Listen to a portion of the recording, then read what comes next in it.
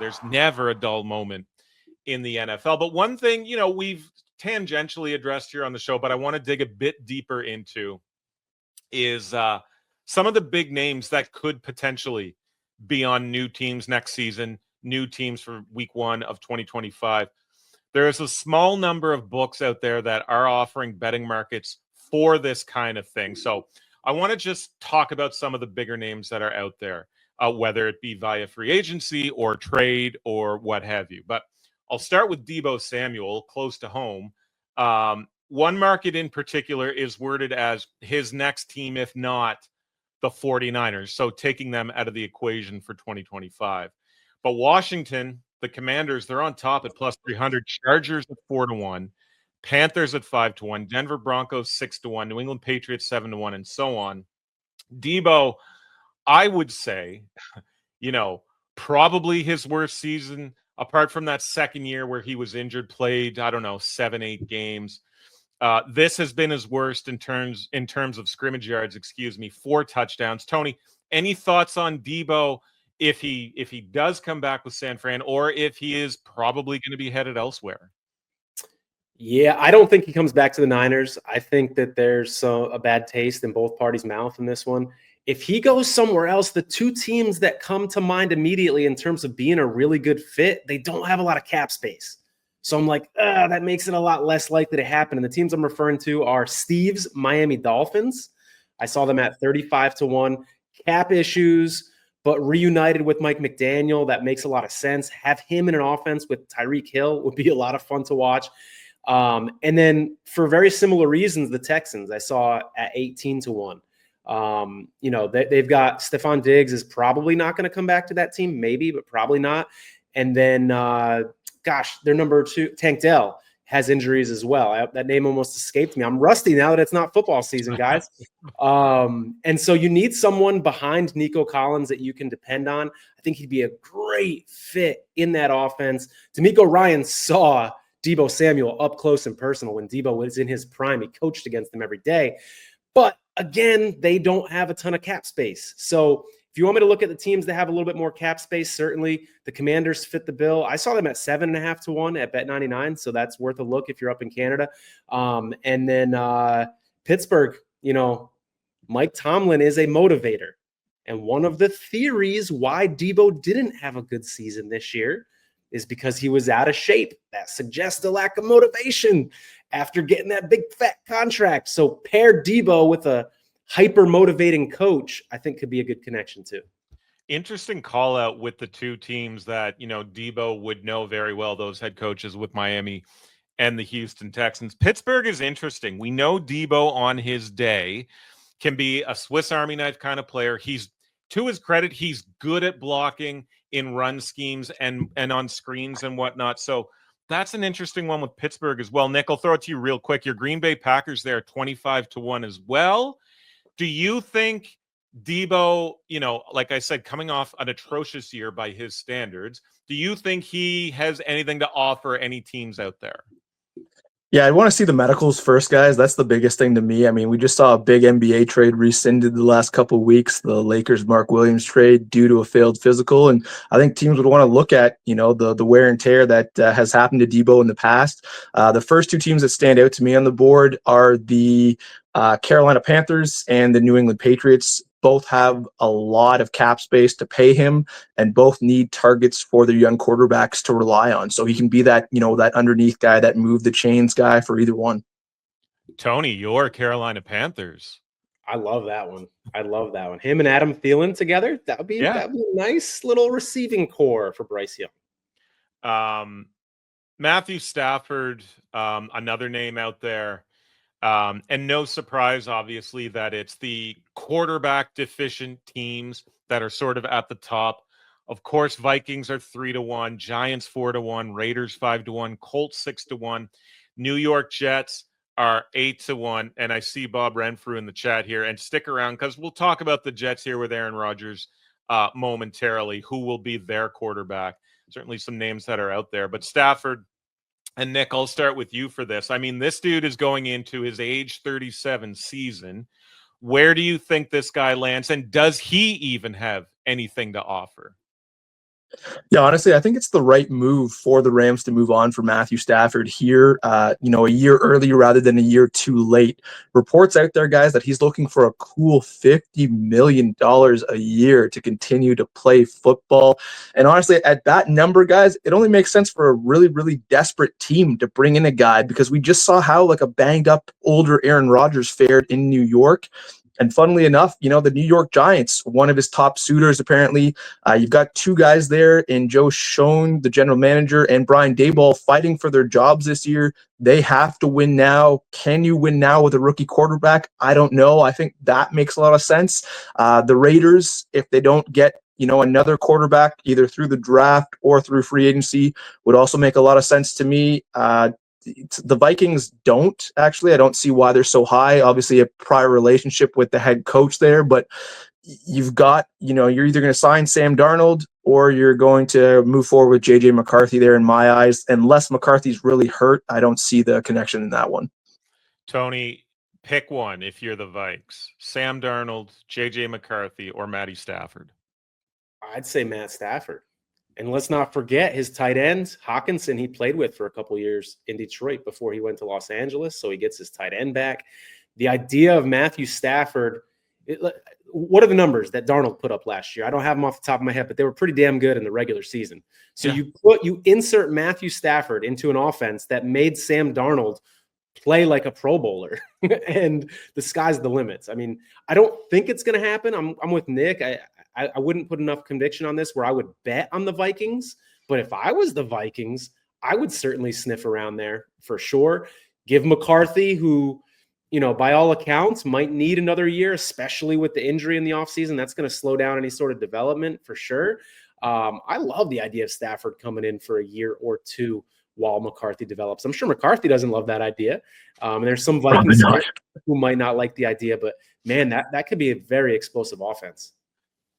Sam Darnold, 14-3. We know what happened in the postseason, but 14-3 regular season, 4,300 yards, 35 tutties, 12 picks. That is a pretty damn good football season as QB1 in what was the best division in football. I think not even close, but I digress. Myles Garrett has been generating a lot of headlines in the offseason as well, made it clear he wants out of Cleveland, and obviously will have no shortage of suitors for his services given the pedigree of this player, one of the absolute elite defenders in this league. Dallas 4-1, Commanders 5-1, Chiefs 6-1.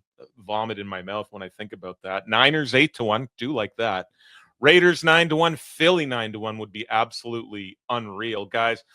Tony, thoughts on Myles Garrett and where, one of the marquee games on that side of the football ends up? I feel like you could answer Commanders for all of these, and it's not a bad answer just because they have so much cap space and it's a very desirable place to play now. So I've got to throw them out there just as an option, but I still think the Lions, I think I said this on the show a few weeks ago when we were touching on this. I think having him on a line opposite a healthy Aiden Hutchinson would be really, really fun to watch. I don't know if he has any desire to live in Detroit, but he's been living in Cleveland. So maybe that's, not as big of a drop off for him. I don't know. But yeah, that would be fun to watch. Lines are there at 14-1. Nick, your thoughts on Myles Garrett and potential destinations for, again, one of the targets of this offseason, if the rumors are to be believed? Yeah, great show from Tony. I had the Lions written down as well. A team that needs to get over that proverbial playoff hump to take the next step. And with Aiden Hutchinson coming off a potentially significant injury, I mean, you never know what his recovery looks like for next year. And without him, they're just unable to rush the passer. Another team I had written down, guys, the Buffalo Bills, a team that took a big swing on Von Miller when they realized they needed help to rush the passer in the AFC playoffs. They missed on that one, but I think in order to get after guys like Lamar Jackson, Joe Burrow, Patrick Mahomes through the gauntlet of the AFC playoffs, you need a game-changing pass rusher like Garrett. It's going to cost an awful lot because Cleveland does not want to trade him, but I think probably a first-round pick or two gets the job done. Cooper Kupp, another name who, has been part of the water cooler discussion here in this offseason.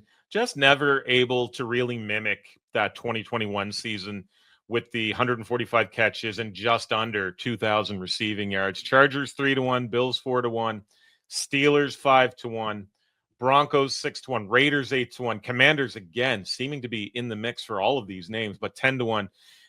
Nick, anything jump out to you for the services of Cooper Kupp? Yeah, Kupp's been banged up, so it's hard to tell just how much he has left to give. But for a team like maybe the LA Chargers that needs another underneath pass catcher to move the chains and help their young quarterback, I think he could do a lot for a guy like Justin Herbert and really help to take that Chargers offense to the next level. So I like the value there. I think it was 10 or 12-1. That's a team I was looking at. Tony, what say you for Cooper Kupp, a guy you've watched closely in that division? Yeah, how about the Patriots, guys? He'd instantly be the best receiver on that team, without a doubt. You've got to love having a guy like that to be a weapon for your young, developing quarterback. This guy's a Super Bowl MVP recently, and so you got a young team. Everybody's going to look up to this guy. Everybody's going to listen to this guy. I think he'd do great in the locker room for sure. And we know the Patriots have a long, storied history of Caucasian wide receivers, of good ones. And I say that half jokingly, of course, but I think he'd fit in really, really well with that offense. I think it makes a lot of sense. But as we're talking about this, I don't think this is going to happen, but is there a world where Stafford and Kupp could both get traded to the same team? Yeah. We don't see that often in the NFL, but we're sitting here talking about two teammates and where they're going to go.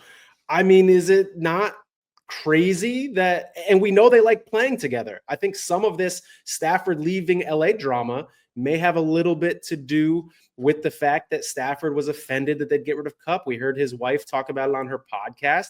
These guys want to stick together. There are teams out there like the Raiders who have a lot of cap space and would love to take on both of these guys. Like, is that crazy of an idea?